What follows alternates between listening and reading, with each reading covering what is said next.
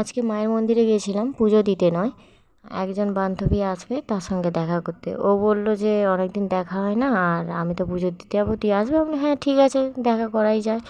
আর অনেক দিন ওর সঙ্গে দেখা হয়নি, আর আমাদের স্কুল লাইফ শেষ হওয়ার পর থেকে ওর সঙ্গে তো দেখা হয়নি বললে চলা যায়। তাই বলি চল দেখা করে আসে। ওরা চলে আসছে অনেকক্ষণ আগে থেকে, আমাকে ফোন করছে। আমার একটু দেরি হয়ে গেছে আসতে, কী বলবো, ঘুম থেকে উঠে দেরি হয়ে গেছে। আর এখন আমি যখন আসি ফাঁকা, এখন আজকে মঙ্গলবার, এখন সকাল সকাল তো অতটা লোক নেই, যত বেলা হবে তত প্রচুর লোক হয়। আর এই যে পুকুরটা দেখছি, এটা মায়ের পুকুর।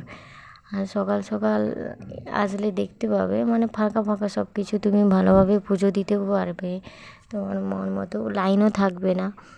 আর এখানে কিন্তু সব কিছুই পাওয়া যায়, মানে বাড়ির জন্য সবজি আর কিছু টুকটাক ভালোই জিনিস পাওয়া যায়।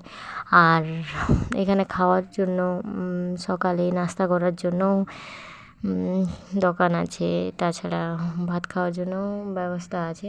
তাই ভাবলাম মায়ের মন্দিরে যখন আসছি, মায়ের মন্দিরে না যেতে পারি, সাইডটা একটু ঘুরে দিই। ওই যে দেখতে পাচ্ছ না, ওই যে দোকানগুলো, ওগুলো হলো মায়ের প্রসাদ পাওয়া যায়। আর ওরাও চলে গেল, আর আমি বাড়ি চলে এলাম। এখানে মিনি ব্লগ শেষ।